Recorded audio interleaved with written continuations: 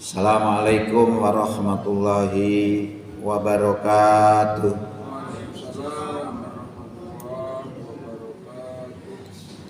Alhamdulillah, alhamdulillahilladzi arsala rasulahu bil huda wa dinil haq liyudhhirahu 'ala dini kullih walau karihal musyrikun. Asyhadu an la ilaha illallah wahdahu la syarikalah wa asyhadu anna Muhammadan abduhu wa rasuluh la nabiyya ba'da. Allahumma shalli wa sallim wa barik ala Muhammad wa ala alihi wa sahbihi wa sallim ajma'in, amma ba'du. Hadirin Bapak Ibu jamaah Masjid Al-Hidayah rahimakumullah. Syukur alhamdulillah di pagi hari ini kita bisa hadir untuk sholat subuh berjamaah yang dilanjutkan dengan kultum dalam rangka menambah wawasan keislaman kita. Mudah-mudahan kehadiran kita di pagi ini diterima sebagai amal soleh di sisi Allah Subhanahu wa taala. Bapak Ibu yang kami hormati, puasa sudah meninggalkan kita, kurang lebih ada 10 hari. Ketika puasa meninggalkan kita mesti ada dua pendapat, yang satu senang, yang satu susah. Yang susah ini karena merasa waktu poso kemarin itu tidak bisa maksimal, sedangkan puasa sudah pergi, kembali lagi nanti setahun kemudian. Padahal umur kita belum tentu mesti sampai pada bulan itu. Sebagai contoh Pak Padi itu kemarinnya kan enggak dengar sakitnya, enggak dengar, tahu-tahu sudah meninggal. Itulah manusia. Yang senang juga begitu, merasa bahwa tugas posonya sudah habis, merasa senang.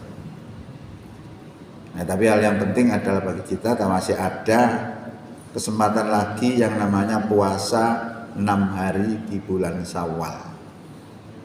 Itu yang nilainya setara dengan poso setahun. Jadi kalau dilogikakan begitu, umurnya bulan itu 30, 29, 30, 29, 30, 29. Yang 36 6 kali, yang 29 6 kali. Berarti kalau dijangkep 30, 29 ini kurang 6. Nah kita tutup dengan 6 hari puasa Syawal ini pas sama dengan setahun. Mbah Kaduk tapi ini Allah alam. Tapi cocok gitu. Nah yang penting bagi kita adalah mengukur atau mengetahui indikator kita sebagai orang yang takwa, yang merupakan target puasa yang kita kerjakan kemarin, yaitu terampunkannya segala dosa kita dan menyandang predikat takwa. Nah itu bisa dilihat kayak apa seorang takwa itu, bermacam-macam. Orang takwa itu bisa dilihat dari karakter, bisa dilihat dari sosial. Tapi kalau kita mengacu kepada 2 ayat itu bisa kita lihat banyak sih.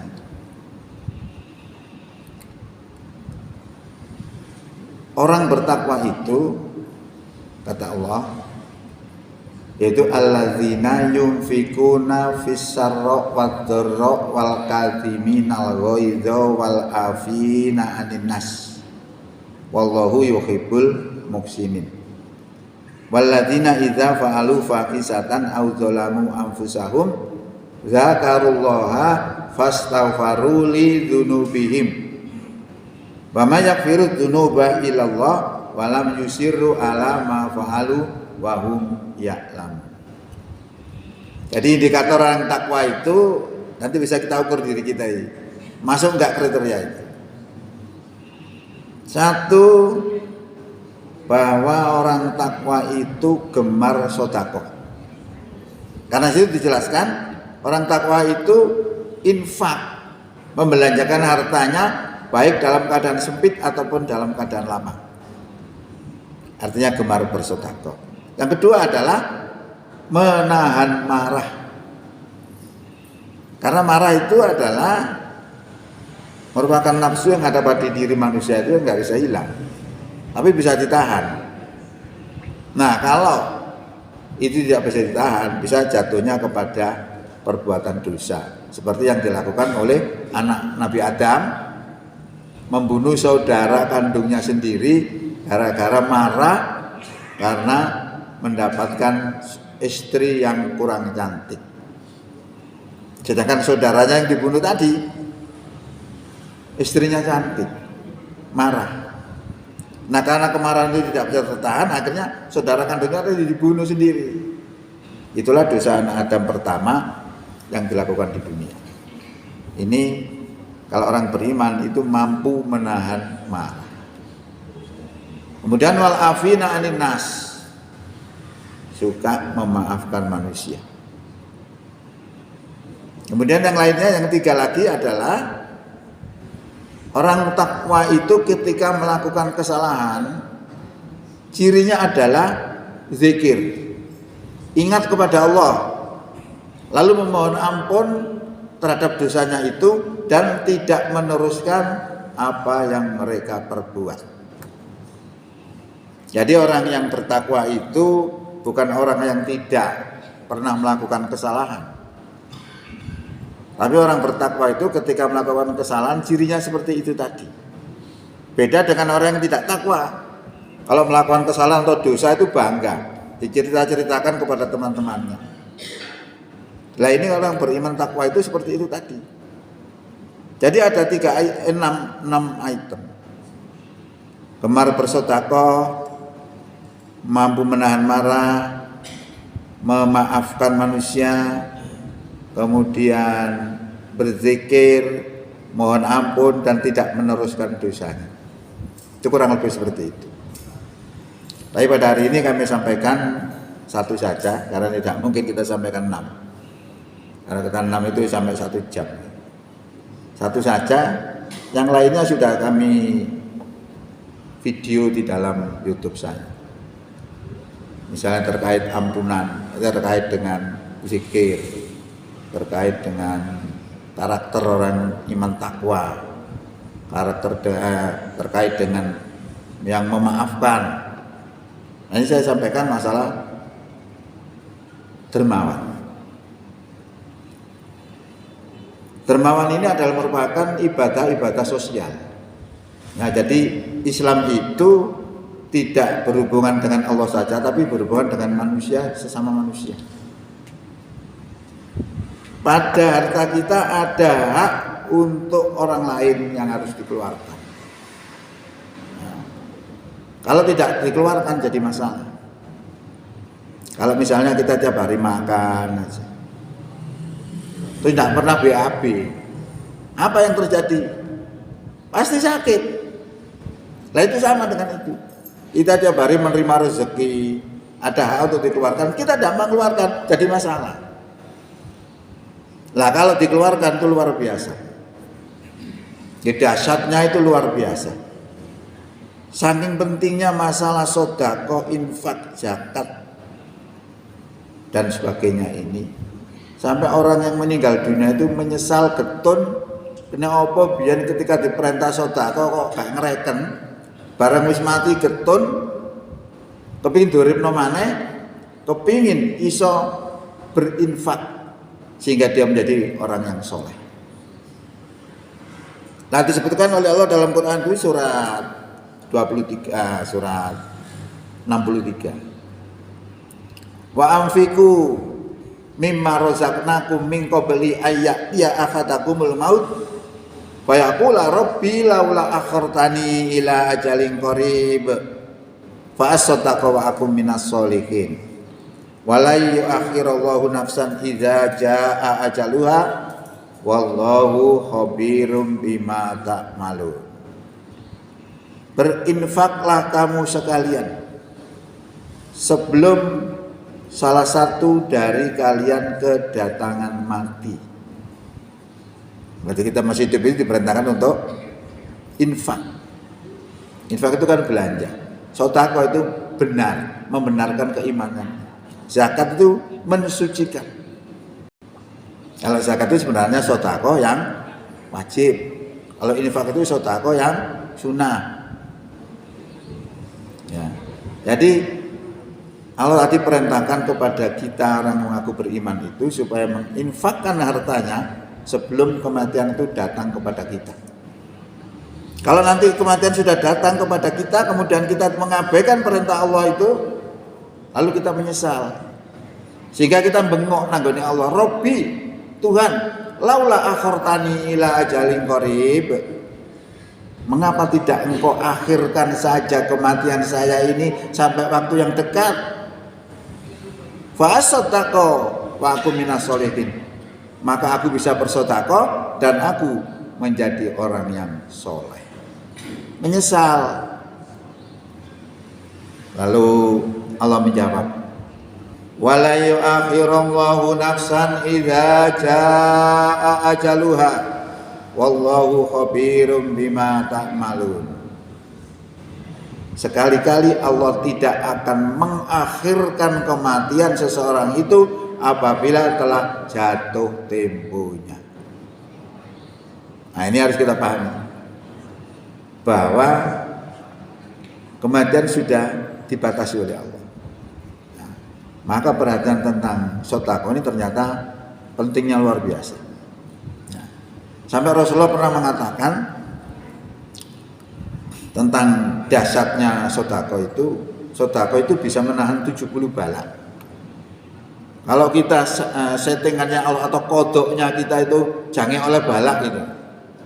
Karena kita bersedekah lepas, nggak jadi kena balak. As-sadaqatu tamnauna sab'una minal balak. Sedekah itu bisa menahan 70 balak. 70 gara-gara sedekah. Berarti kodok itu bisa dirubah dengan sedekah. Sama dengan orang main game board, game itu ya. Situ sudah disetting oleh yang membuat. Nanti ada orang berjalan, kemudian orang berjalan ini akan masuk jurang. Lah ini kodok. Oleh bahasa agama, kalau bahasa modernnya setting, sudah disetting akan masuk jurang. Tapi kemudian kita mainkan steknya, nggak jadi masuk jurang itu, bahkan melompat. Lah kalau bahasa agama, kita sudah ada kodok itu, kemudian kita mainkan stek itu dengan sedekah, lepas. Oh ini dasarnya sedekah. Bahkan sedekah itu juga bisa apa? Biasa orang nggak seneng itu kayak gelek dikei, biasa jadi seneng. Sedekah. Bahkan Rasulullah juga pernah mengatakan as-shadaqatu syai'un ajibun, sedekah itu sesuatu yang ajaib. Ajaibnya itu akan muncul kalau sedekah itu dilaksanakan. Karena sedekah itu hakikatnya belajar tidak terlalu cinta kepada dunia. Nah, ketika akan meninggal dunia berarti akan pisah dengan dunia. Karena tidak terlalu cinta maka tidak sakit. Kalau kita cinta kepada dunia, ketika pisah sakit. Ya sama dengan orang kalau sudah misalnya pacaran, kemudian ada masalah, kemudian berpisah, sakit. Karena apa? Cinta. Kalau tidak cinta tidak sakit. Itu hakikatnya di situ. Jadi kalau kita meninggal dunia karena kita sering bersedekah, maka tidak sakit. Hadirin rahimakumullah. Saya kasih contoh konkret, bukan hadis tapi fakta. Di Masjid Al-Falah Sragen itu pernah saya berkunjung ke sana. Pengeluarannya masjid itu luar biasa besar. Setiap hari memberi makan jamaah 3 kali. Nah, saya lihat menu yang disajikan dan banyaknya makanan yang disajikan, kurang lebih 1 kali makan itu 1 juta. Nah ini 3 kali berarti 3 juta sehari. Nek saulan 90 juta. Turun biaya-biaya yang lain. Imam itu bayarannya 5 juta. Enak ya. Lah uang dari mana itu? Ternyata takmirnya menggunakan manajemen itu tadi, manajemen sedekah. Yang sana menyebutnya sebagai manajemen langit. Ya, dikalakan bahwa pentingnya sedekah, kehebatannya sedekah, sampai akhirnya ada salah seorang itu yang donaturnya itu tiap bulan 18 juta. Nah, karena dimotivasi itu tentang sedekah itu. Ternyata apa yang terjadi, dia ternyata seorang pengusaha. Ternyata pengusahanya nggak semakin bangkrut, tapi justru naik omsetnya menjadi 400%. Oh, ini sedekah. Ini sedekah luar biasa. Kemudian juga takmirnya begitu, punya anak matanya sakit. Vonis dokter harus berobat selama 2 tahun. Nah, kepingin cepat dioperasi, tapi biayanya mahal. Lalu takmir ini menjadikan manajemen langit tadi, terus tuku beras sak kintal, sak karung, dikirim nanggone PAY. Ternyata sebelum waktu operasi, bahkan sudah sampai jatuh waktunya operasi, anak ini sudah sembuh. Itu sedekah. Makanya di dalam Islam itu diprioritaskan. Makanya lihat, aqimis sholata wa atuz zakata. Tegakkan sholat dan tunaikan zakat. Mesti gandeng itu. Sholat, zakat. Bukan sholat toh. Nah, jadi itu salah satu indikator ciri orang yang bertakwa adalah gemar bersedekah. Menafkahkan hartanya baik dalam keadaan sempit ataupun dalam keadaan lapang. Selalu begitu. Nah, ini kita ukur diri kita ini. Kalau kita di Muhammadiyah itu saja wadahnya ada wadahnya di mana? Ada di lazismu. Kalau kita kelola secara modern, dikelola oleh lazismu disampaikan kepada yang berhak, yang ada di dalam Quran surat 9 ayat 60. Itu ada 8 asnaf yang harus disampaikan. Atau kita sampaikan kepada yang lain yang paling membutuhkannya bisa saja. Tapi kalau ciri kemuhammadiyahan itu cirinya adalah Islam berkemajuan. Ya bisa dikelola secara modern. Karena Muhammadiyah itu begitu lahir sudah berwatak berkemajuan. Salah satu contoh Pak, menyenterkan kiblat 100 tahun yang lalu, 100 tahun lebih yang lalu sudah disponsori oleh Muhammadiyah. Itu menunjukkan watak Muhammadiyah itu Islamnya berkemajuan. Sekarang orang baru ngukur. Makanya sekarang banyak masjid-masjid yang pengkeng, yang miring sampai 45 derajat, banyak sekali. Nah, ini merupakan gerakan-gerakan Muhammadiyah. Kalau kita berinfak bisa di lazisme dan seterusnya. Insya Allah akan terhindar dari segala masalah-masalah yang biasa mengganggu kita. Jangan perhatikan, tidak percaya. Orang yang sering bersedekah, masalahnya tidak ada. Hampir tidak ada masalah. Kalau kita sering dirundung ke masalah-masalah periksa, mungkin kita kurang sedekahnya. Nah, kita bisa terapkan dalam rangka mewujudkan ciri ketakwaan yang kita perjuangkan di dalam bulan Ramadan itu, kemudian kita ejawantahkan di dalam kehidupan kita sehari-hari. Saya kira itu aja yang bisa disampaikan, mudah-mudahan manfaat. Bila taufiq wal hidayah. Assalamualaikum warahmatullahi wabarakatuh.